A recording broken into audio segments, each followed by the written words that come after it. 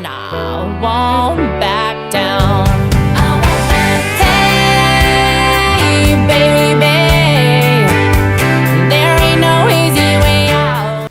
Hey, everybody, thanks so much for joining us right here on The Right View for a little ladies' tea. Tonight, we're joined by Editor-in-Chief of the Millennial, Libby Emmons, as well as Director of Outreach for PragerU Kids, Jill Simonian. Ladies, welcome back to the show. You've both been on before. I love having both of you on. And you're both moms. And, you know, we do a lot of politics on this show, but I could not help but just take a moment and think about the families in Texas. It has been all over the news over the past couple of days since this weekend when we saw these horrific floods, go through Texas. And, whenever you see that there are kids from camps missing and now many sadly confirmed dead, it's pretty heavy, and there's a lot to celebrate, and I want to get to all of it in this show today. But I just wanted to take a moment, Jill, since we are moms and we do have kids, and I think once you have kids, you start to put yourself maybe in the shoes of some of these parents who are probably going through the biggest nightmare of their lives right now. And I know that President Trump has said we're going to send funding down to Texas. We're going to make sure that anything that they need down there to rescue people, to continue searches, to rebuild, they're going to get. We saw Kristi Noem, DHS Secretary, down there over the weekend as well. But Jill, any thoughts you have about this whole situation and how these people recover? Heartbreaking isn't even an adequate word. I mean, I think, we all agree on that. I don't care what, whoever's watching or listening or joining us, whether you agree with us, whether you don't agree with us, this is devastating. It is awful. It is every parent's worst nightmare. I took my daughters to church this morning and I said, we are praying for these families. And I know that is, prayer is a big thing, but it feels sometimes kind of small when you actually think as a mom what these parents are having to walk through right now. It's awful. And this is the time where I just, my plea to anyone, again, even if you don't agree with us or if you don't agree with your neighbor, this is where we pull together as Americans in prayer, in helping, in donating money. This is where we pull together. Yeah, and Libby, I do think that prayer is a big part of it. I think I heard several officials down in Texas over the weekend talking about just that, pray. And I'll say that I read a lot of stories, and we've heard about some of I know over the weekend there were a couple, maybe one of the camp counselors who I know did an interview, and they talked about one of the directors of the camp, this man who basically sacrificed his life to try and rescue as many of these campers as possible. I know some of these girls were as young as 8 years old at this Mystic Camp Mystic, whatever it was called, and my son is 7. And so whenever you have that, it hits so deep and it hits so hard. But prayer is, I think, an appropriate thing, Libby. Yeah, I agree with you. I think prayer is definitely an appropriate thing. And it's also one of the only things that those of us who aren't on the ground can do. I'm also reminded of the immortal words of Mr. Rogers, who said when there are devastating things, to look for the people who are helping. And that's something that I have been looking at for sure. There's been some rescues of campers. Some Texas National Guard went in and rescued a bunch of campers who had been stranded. That's amazing. There was a woman who was rescued after floating down, the flood waters on a tree. She was stuck in a tree and she was rescued. You have a dad who saved his whole family and lost his life in the process. So you do see those people who are out there and who are working hard to help others. And isn't that what we're called to do? And when I look at that, I think to myself, I really hope that were I in a situation like this, I would have the courage to not run from it, but to rush in and to help where I was able to. Amen. I know, just sending all of our support and to everyone who's been down there helping. And it's crazy that it all happened as quickly as it did, that the water rose almost 30 feet in like 45 minutes or something. Just unreal. Tough stuff down in Texas, but the support of this president is certainly behind everyone down there, and his DHS secretary. And look, the prayers and hopefully the money will be plentiful for everyone in Texas. We're thinking of everybody down there.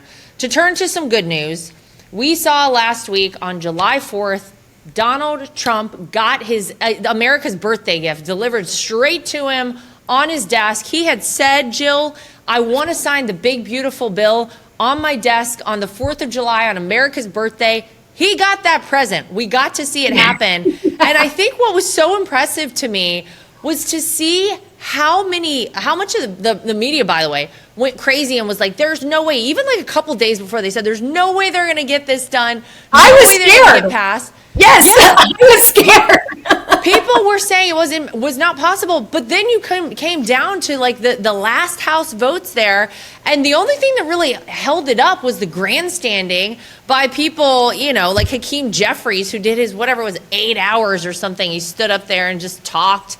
Other than that, it was really impressive. Give me your thoughts on the fact that we got it done and we got it signed on the 4th of July, Jill. What a gift. What a gift. America's economic decline has been officially halted, stopped, blocked, all of that good stuff. And listen, I don't pretend to be any kind of an economist. I don't do any projection, nothing like that. I'm a mom. I watch the media. I pay attention to what's happening in our country. And, the things that were really heartening to me was when I saw the tax cuts. You see the no tax on tips. You see the no tax on overtime. You see the tax credit for families. And I think that is money for Americans. That is money for my friends who are servers at restaurants, trying to make it in Hollywood. They're servers at restaurants. That is money for the single moms who I know who are friends. It was really encouraging to have that birthday gift, as you say, to give us hope, because I was watching all the coverage and I'm thinking, okay, this isn't going to happen. It's not going to happen. We're done for. They scared us all. Yeah. They scared everybody. They made it sound like it was impossible.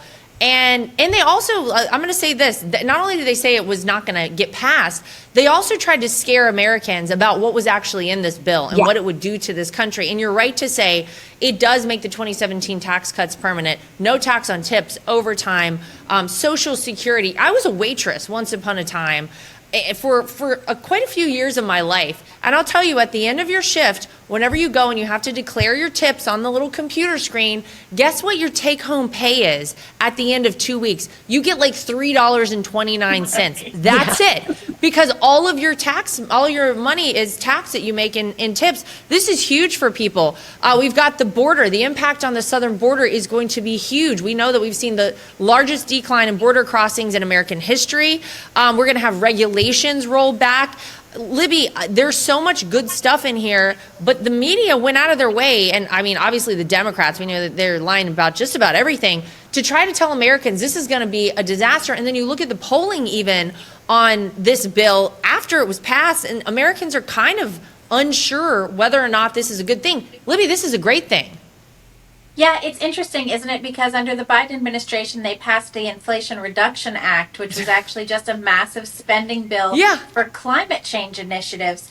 And nobody knew what was in that either. And then it turned out it was just a whole giant heap of spending on stuff that nobody wanted, right? Like all of those EV chargers across the country. And how many did we get? I mean, don't quote me on this, but I'm pretty sure it's around like maybe 2 or 0 that we got that were actually functioning EV chargers across the country. So the media is, they've picked their side, and they picked their side several years ago, and that's what they're going to do. They're going to hype up all of the things that they think are a problem without actually doing the digging. There was something that I thought was interesting, which are some of the work requirements for entitlements. And it was something that I was reminded of what J.D. Vance said last summer when he talked about the 7 million men who are out of the workforce. And we're talking about mass deportations and all of these things. And I'm thinking, yeah, put Americans to work. If you're a young, able-bodied person, if you can do a job, if you can volunteer, go out there and make yourself useful. It's not just for the good of the country, but it's for your own good. You're going to feel better if you're actually working and doing something worthwhile. And so while you have Democrats complaining about this is going to cost a lot of people their health insurance or whatever, it's not if you've got some initiative and you're willing to go, make a life for yourself. And I think that's an American value that we've lost to a certain extent, and it's important to bring it back. I love that you brought that up, Libby, because I've said this for a long time. I look, there's so many things that I think Donald Trump, whenever he leaves the White House, will put his stamp on, and people will never forget him for doing, right? Obviously, one of those things is our strength on the world stage. We've already seen that come back. Secure the border, give us a great economy, bring businesses back to America. But the American work ethic was once upon a time something that the rest of the world sort of looked to us for, right? We were the workers here. We're the ones who got the Empire State Building built in a year. I mean, that's amazing. That's impressive. Like 11 months or something like that. Once upon a time, the value of a hard day's work was something beautiful here in America and that people strived to achieve. And now we have gone out of our way basically to tell people don't bother, don't go to work. So what are people? They're depressed. They're not doing anything. They feel, down on their luck. They feel bad about themselves. And then it's a spiral. We got to get people back to work. It feels great to go out and put in a hard day's work and take home good money and not be overtaxed on it. That is something that we may get out of this bill and this president that maybe people weren't even expecting. I love that you said that. I also want to bring up Speaker of the House, Mike Johnson. When he first was elected speaker, I mean, how long did it take for him to officially become speaker, right? There were a lot of different votes on that. People were a little unsure how he would be as House Speaker. I got to give him a lot of credit, Jill, because I don't think this would have gotten through without Speaker Johnson. I don't think that this would have been the success that we can finally say it is without his leadership. And President Trump also gives him a lot of credit for that. Well, yeah, and it does. It comes down to leadership. And in any organization, whether you're talking about a workplace or a nonprofit or the government, top down is what you need to have a good leader from the top down. And with President Trump, I mean, obviously, I don't know him personally, but from what we have witnessed, you do, I know you do, but from what we have witnessed, he has great expectations. Some people can argue impossible expectations, but when you have expectations like that and you require your people to be accountable for what they do in their job, Speaker Mike Johnson, that you raise the bar for everyone so that things can get done. President Trump trust Speaker Johnson, and it's because of those expectations and that leadership from the top down that maybe we're going to see a lot more get done and a lot more rise to the top because of that top down leadership. Well, yeah, you're right. I mean, look, certainly President Trump was the one driving this whole thing from the top. And in fact, I talked to him the other day about this, and he said, you know what? Whenever you pick up the phone and you call a congressman or congresswoman who hasn't heard from you in 6 months and you call them at 1 o'clock in the morning, they know why you're calling. So he was calling people. Libby, he was making these calls. He was invested in it. And, obviously Mike Johnson was the speaker and got this done. But clearly, President Trump is the reason that this bill was passed. This was his big, beautiful bill. And you know what? I give him a lot of congratulations. He got it when he wanted it. He got to sign it on July 4th. And then I don't know when all of this starts to take effect, but I think for all of the knocking the media did on this bill, Americans hopefully soon enough are going to start to feel, some positive effects from all of this, Libby. Yeah, I sure hope so as well. And you could tell last weekend when he didn't go to Bedminster that he was really going to be working the phones all weekend, because, he likes to go to one of his clubs at the weekend, which, God bless him. He deserves a little time. My grandfather used to golf all the time, and I loved it because he was so active. It's really, it's so key to see that. But anyways, I think the American people are excited about this, and we see time after time that when Trump's initiatives go through, the polling is high for it. Media comes out, they complain about it. Democrats come out, they say that it's, fascist or something. They invoke old kings and all of these ridiculous ideas, but the American people are on board. I think what happened in the last election and since Trump has taken office is that the American people, for the most part, are saying, like, okay, turn it out. Let's see what we can do and let's get it done. And that's what Trump is delivering. And I love to see that, and we see that even with the whole deportations thing. We're not seeing the same number of high deportations, and that's because people aren't coming across the border. And past administrations would count somebody stepping across the border and being turned around, they'd count that as a deportation.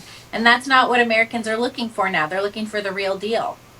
If you're anything like me, you've probably asked yourself, where did all the good family entertainment go? The good quality stuff that used to exist way back in the day. It feels like every time you turn on the TV, you're either cringing or reaching for the remote.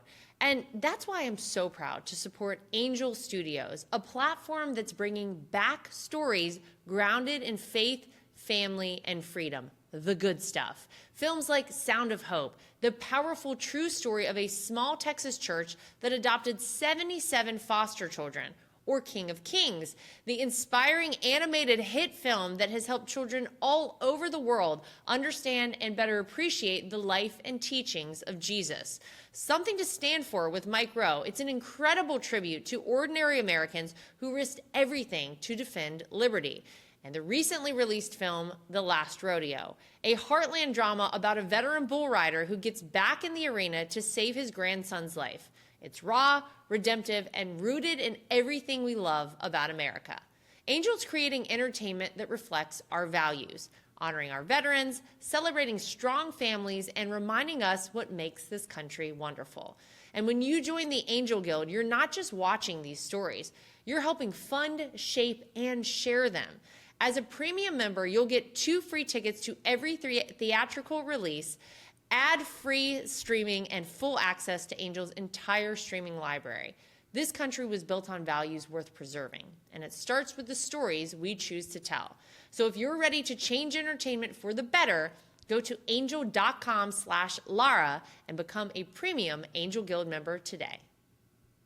As you know, our friend Mike Lindell has a passion to help everyone get the best sleep of your life.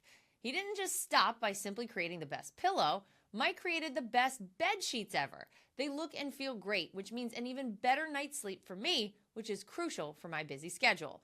Mike is offering the best deal on his Giza Dream bed sheets. Any size, any color, just $49.98. That's right, you can even get queens, kings, split kings, and California kings. Any size, any color, just $49.98. Order now because when they're gone, they're gone. Also, for a limited time, when your order is over $100, you will receive $100 in free digital gifts.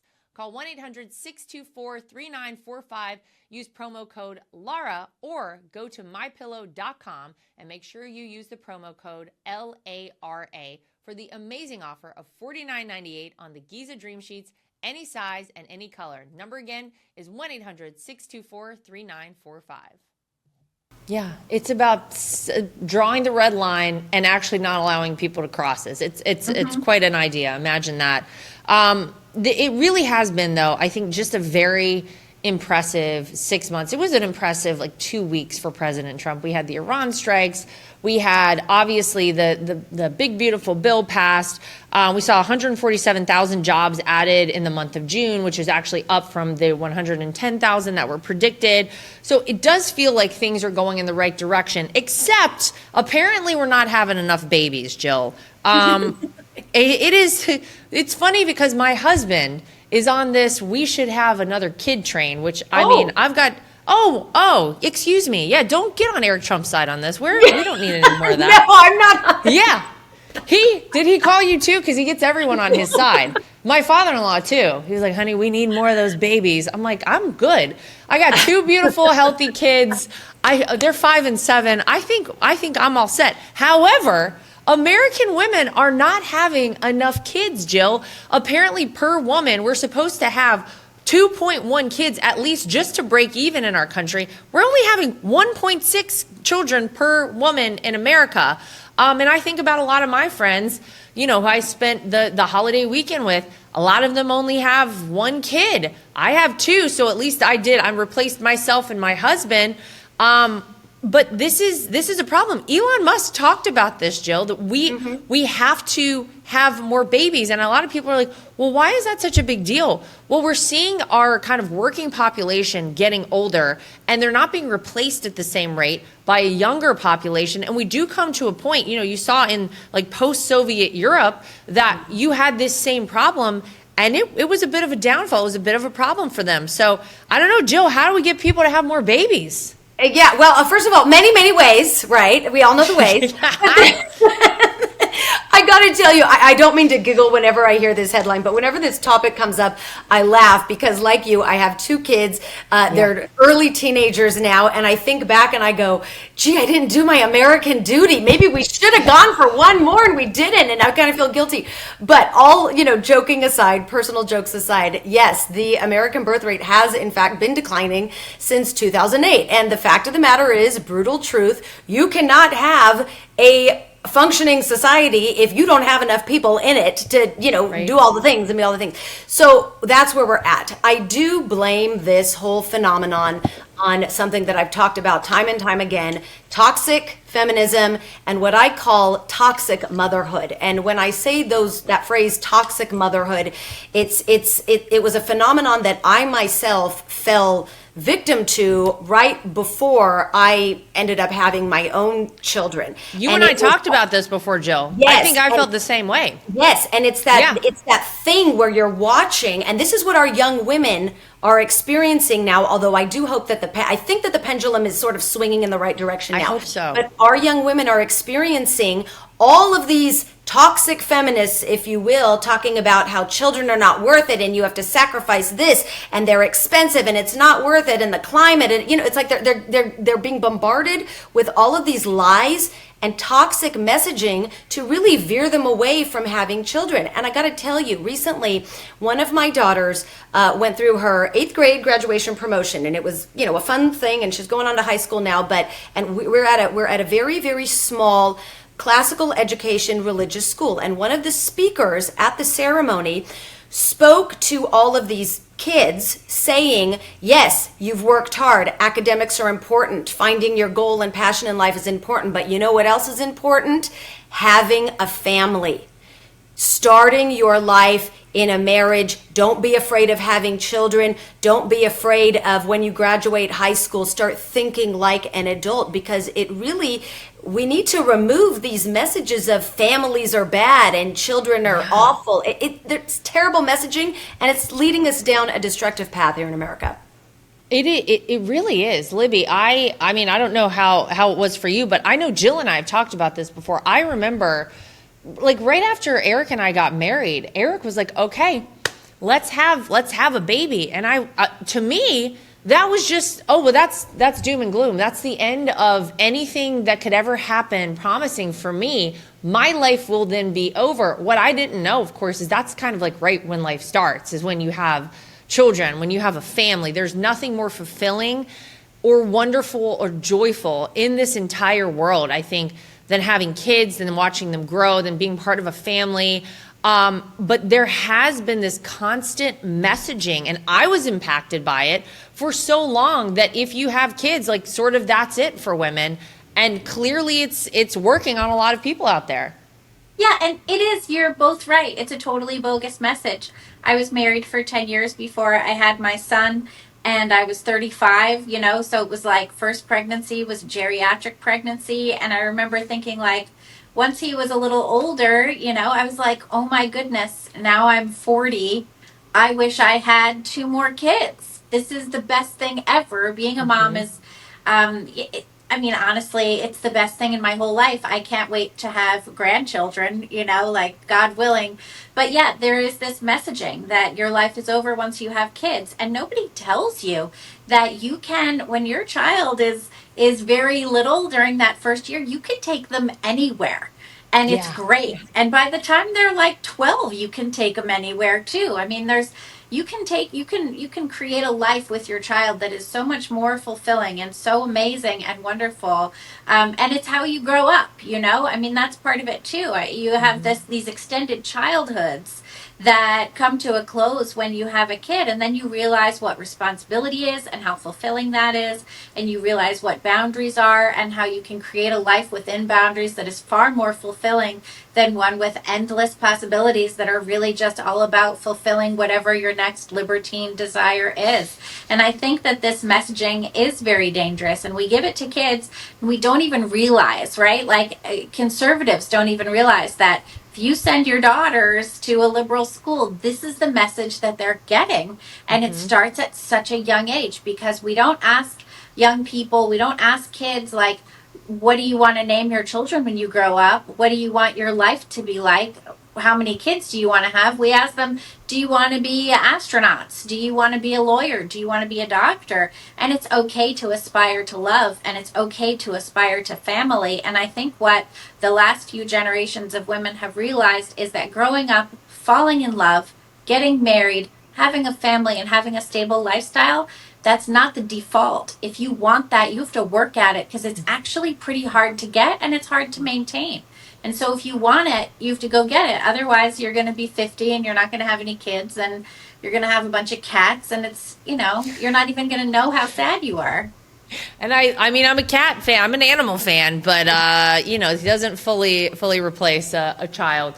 Yeah, I do think, Jill, you said that you feel like the pendulum is swinging back. Libby, do you agree with that? I kind of do. I think that there are a lot of younger women who are starting to realize that it was all a scam, that they can't kind of do both. You know, you can be a mom, you can also have a great career. You can do both. It takes a lot of juggling and a lot of balance, and a partner who's willing to work with you on it.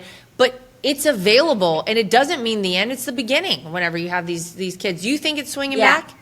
I think so. I do think it's swinging back to a certain extent. And I also think that it's important to remember that, you know, careers, you know, shoot me for saying it, feminists, but careers aren't that great. You know, I mean, it's like, And you have to multiple work all the time. You're Yeah. just constantly under the gun, and your kid is being like, why aren't you playing with me? And you're like, I don't know. I don't know why I'm not playing with you. This isn't better. This isn't better than playing with your kids.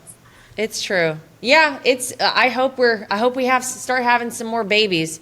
I know Eric Trump's on that train and that plan, as I said, but nobody hold your breath out there. I think I'm feeling pretty comfortable where I am.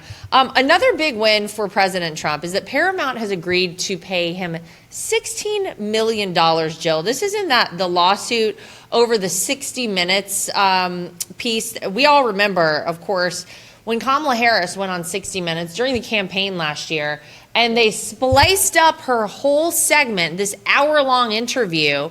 They spliced it all up, and they replaced her really, really bad answers with just a bad answer that wasn't even to do with the question she had been asked. It was wild. And, you know, President Trump sued Paramount, who owns CBS, I guess, and he said, this isn't right. This was election interference. This was obviously an attempt to sway an election for one candidate. You can't have that. So President Trump won this, and he has said that that he wants to donate all this money to charitable causes. And I'm looking forward to seeing what he donates the money to. But it's about time that people were held accountable for this kind of garbage, because I don't think anyone other than President Trump would have filed this lawsuit and pursued it in this way. But this was 100% appropriate, Jill. Yeah, it's a return to truth, because the fact of the matter is that instance, among countless others, you know, that the media has imposed, has been straight up deceitful. It's deceitful. It's not honest. It's not transparent. And I hope this is a return to truth. I hope that this sets a precedent for journalists to return to, you know, behaving as journalists are supposed to behave. I long time ago, many years ago, I worked in a newsroom, and you are supposed to live by the tenets of truth. And I'm just really happy to hear that hopefully this is a step forward in that direction. Libby, I just wonder the people who were in that edit bay, who were editing together this 60 Minutes piece, did they not think that there would be any repercussions for doing this? Did they think that people were really going to let them get away with this? I don't really remember, maybe you guys do, how we got that initial footage where you saw the full long answer that she gave, the question, and then the answer back to back, and then when you watched the interview, you realized it was a different answer that they plugged in there. I don't remember how we got that, but somebody put it out there. But I guess my question is, are people in the legacy media just so used to manipulating the truth and reality that people at CBS just really saw no problem with doing something like this? Yeah, and they would not have gotten caught if they had been smarter, Laura, because the way that that initial answer came out was that CBS released a preview of the interview Is with that how Kamala it happened? Harris. Wow. They released the interview that morning. It was a Sunday morning because 60 Minutes comes out on a Sunday. They released the preview. It had this really bad answer on, what was it, like Israel, Gaza, it was that whole thing. And then Yes. when we finally saw the interview, that question that the answer wasn't in there, and she had some Wow. like more, succinct, reasonable sounding answer that was still dumb, but it was much more reasonable sounding. So that's what happened. We never would have known. And so I think, in fact, there are probably multiple instances where we have no idea that this is what goes on. We don't even know that this is what they do, that these media outlets and news magazines and what have you give favorable treatment to the candidates that they are interested in boosting up. Yeah, I think CBS was entirely wrong here. I think that they were right to settle, and probably they settled because they didn't want there to be any discovery about what else they've been covering up. Touche. You're probably right on that. God, you're right. They released an ad themselves. They teased this whole thing, and they got themselves caught. Yes. That's sort of incredible. It's really poetic justice in so many ways. That's lovely. Just to wrap us up here today, there's been some talk about Project 2029. The Democrats say this is, I guess, Jill, this is what they're gonna use to get them, through the next presidential election. I haven't really read up a lot on it. It seems like what they have going so far for them is a socialist communist who is leading the pack for them in New York City, who's, the leader of the party there at the very least. You've got AOC, you've got Jasmine Crockett. What is their goal? What is this Project 2029? And the thing about it is, too, if they're actually going with that name, remember what they tried to say? Remember about a year ago, they were running with this Project 2025 that President Trump was running on, where it was going to strip away rights from people of certain races, from the LGBT community, all that nonsense that they pushed out there. By the way, can I remind everybody of that? Has any of that stuff happened, ladies and gentlemen? I didn't think so. Just reminding everyone about this party and the crap they put out there. What is this Project 2029? What do they think? Is this going to work for them? Lara, I wish I could answer this I wish I could answer this because the long and short of it is I have not read up in detail about this.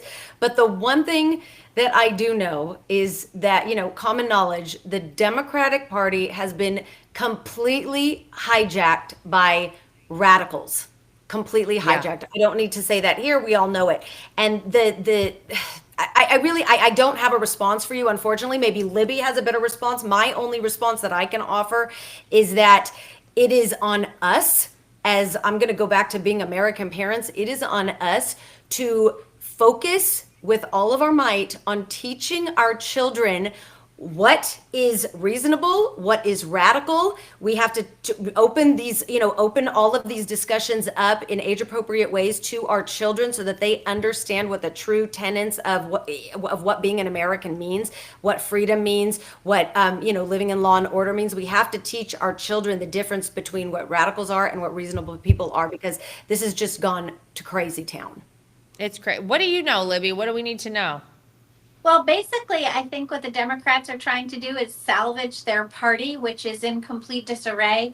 It's sort of at a lock right now between the socialists, the like actual communist socialists, Marxists. Like this is what they're that's actually what they're all about, and the more establishment wing that has been traditionally the one that compromises in Congress, which these guys are not actually willing to do. So far, they don't really have a platform because they can't agree on a platform because they can't figure out which coalitions to back and which boxes to check and which identities to support and whether Zohran Mamdani is African American or not. They can't figure any of this stuff out.